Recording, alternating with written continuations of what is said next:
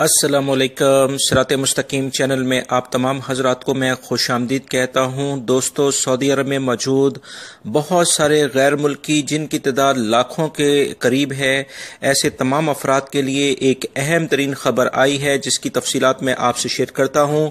15 جولائی 2019 سے اس قانون پر عمل درآمد شروع کر دیا جائے گا، جس کی تفصیلات میں آپ کو اس ویڈیو میں مکمل بتاتا ہوں۔ پلیز میرا چینل اگر آپ نے سبسکرائب نہیں کیا ہے تو اس کو سبسکرائب کر لیں، بیل بٹن لازمی پریس کر لیے گا تاکہ جیسے میں کوئی ویڈیو اپلوڈ کروں گا فوری طور پر آپ کو مل سکے گی۔ میری اس ویڈیو کو لائک کرنا مت بھولیے گا کیونکہ لائک کرنے کے کوئی چارجز نہیں ہیں۔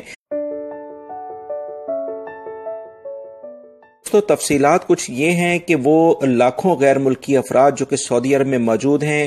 خاص طور پر وہ ملازمین جو کہ گھریلو ملازمین کہلاتے ہیں، یعنی ڈومیسٹک ورکر کرتے ہیں، جیسے خدامائیں،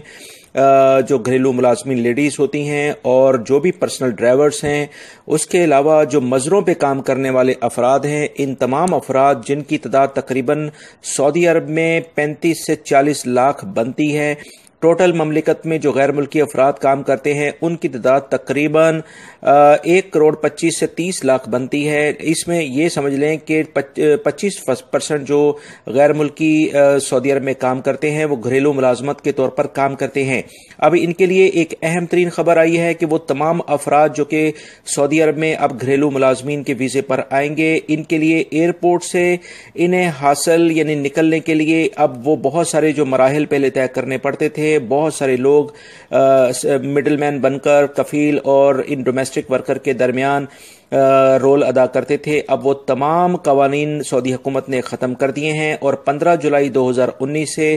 کوئی بھی کفیل اپنے ڈومیسٹک ورکر کو ڈائریکٹلی انٹرنیشنل لاؤنج سے میں جا کر وہاں سے ریسیو کر سکتا ہے، اور انہیں اپنے ساتھ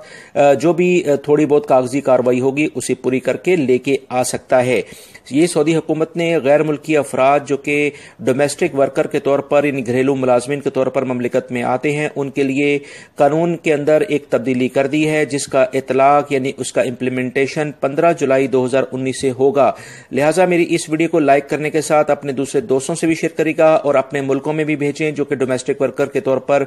انڈیا، پاکستان، بنگلہ دیش، نیپال وغیرہ سے خاص طور پر آتے ہیں، وہ یہ تمام افراد اس بارے میں اچھے طریقے سے جان لیں۔ اپنا بہت سارا خیال رکھیے گا۔ السلام علیکم۔